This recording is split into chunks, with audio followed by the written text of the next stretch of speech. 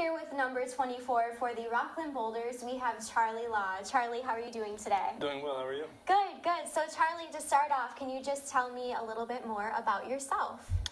Well, I am just a guy here, happy to be playing baseball with a bunch of good friends and a bunch of good ball players, and hopefully we can win another championship. So when did you start playing baseball? How old were you? I might have been 3 or 4. I had 2 older brothers that were 10 and 6 years older than me, and they were playing baseball right from the beginning. So, I've been playing since I could stand up, really.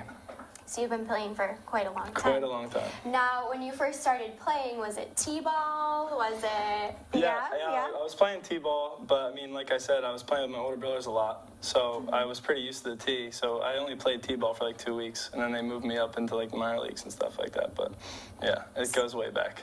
So you were a pro right away? Yeah. Of course, of course. Can you tell me a little bit about your first baseball memory? My first baseball memory is when I was about 6. I finally started taking batting practice with my dad, and my 2 older brothers were down the field with us, and I was getting closer and closer to hitting a home run out of this one field. But every single time it would get close, my brothers would jump up and rob it or like stand behind the fence and make sure it didn't land over the fence. And then one day I hit it over their heads and finally got a home run. And it was just them trying to keep me humble because they knew I could do it. But it was one of the memories that sticks out, and I still remember it to this day. So in a way, your brothers, it sounds like they really pushed you. Yeah, for sure. Yeah. Absolutely. Keep working harder. Absolutely. Did you ever play any other sports growing up? I mean, you're 6'7". Did you play basketball? I mean, right away, that's what I thought of. Yes, I played basketball in high school. I was always a little bit better at baseball. I did have some offers to play college basketball, but nothing as good as baseball, so I just kind of stuck to it, and here I am. So last year you played as a pitcher, yes, ma'am. And this year as a first baseman. How has that transition been? What would you say that you like better? What position do you like better? Well, there's highs and lows to both positions. There's a lot of stress involved with pitching. Being a starting pitcher, there's a lot of stress on you to do well, which felt like I could handle. But when it comes to hitting, it's more just, every single day, it's a grind. You're playing every day. You get to go out on the field every day and play. Whereas when you're starting pitching, it's more like grueling during the week, and then you get your chance to shine. You know what I mean?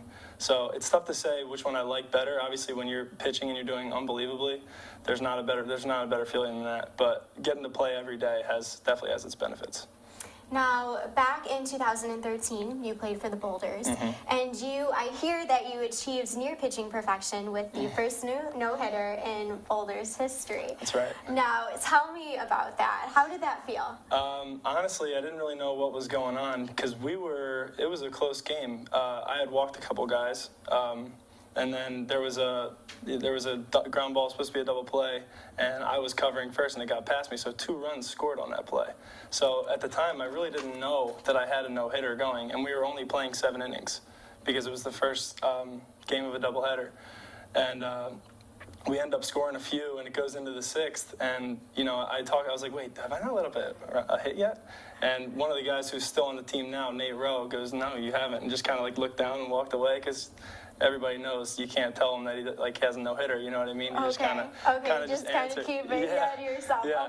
Okay. So, once that happened, I kind of walked out there and the nerves kind of came up a little bit, but luckily there was a bunch of really good plays behind me in that inning, and we were able to get the no-hitter, so it was cool. So you were so into the game that it's like you didn't even realize. Yeah, I really didn't. Funny. Yeah. And, okay, now for some fun questions. Okay. Just say you were a superhero. Okay. What would your superpower be and why? I've thought about this a lot. I'm a bit of a superhero nerd. But, I always think about, super speed is really, really cool, like being able to be anywhere at any time. But being able to, like, teleport, that would probably be my go-to. Because then you could just be anywhere at any time just by the snap of a finger. I think that would be my go-to, teleportation. So you could go into the past, Yeah, or you into can the go. future. Yeah, you can go wherever you want. How Anywhere. about like a time period? Is there any sort of time period that you would definitely want to I don't know. go I feel back like we're in the best time period now. Oh, see, that's a good answer. We have cell phones. How cool is that? Yeah. Nope. You know, there's the 80s, the 70s. Yeah, I guess that's cool too. There's definitely pluses to most, but I think I'd stay around here and just go from place to place. Okay, well that's so Not have to cool. worry about gas money. True, that helps nowadays. Yep. So just say you were stranded on an island. What are 3 things that you would want with you that you could not go without? Oh man, that's a tough one. Do I have cellular service? Of course. Oh, yes, and that you cell do phone, have. The cell cell phone. towers are there. Cell phone for sure, and then I'm gonna go charger, just in case I need to charge it. Okay, right? so that's obvious. That's 2 there. All right, one more. I guess some sort of weapon so that I could eat. Right? Wouldn't that make sense? Something I could hunt with? That's true. Okay, Yeah, there we go. Those are 3 things That's that you what, could not that's go what I without. got then. Cell phone, charger, and a weapon. That's weak, but we'll go for it.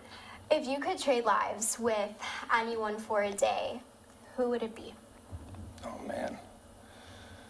From any point in history. I'm gonna go Bo Budkovics. Bo! Yeah. Now, Bo is one of your teammates, Yeah, correct? yes. All right, you guys are close then. Oh yeah, All yeah. right. But I'm a little bit lower on the pedestal. Bo's got it figured out, so I think I would like to switch lives with him. All Good old right. 2-9. Wait till Yeah. he hears that. Yeah, Wait till yeah. he hears that. Did you watch cartoons growing up? Of course. Okay, well Yeah. then, who is your favorite cartoon character? I am just on the cusp of being able to have watched SpongeBob, and he was my go-to. I'd say as a young kid. Growing up, I guess like I got more into like the South Park and stuff because it's a little more mature humor.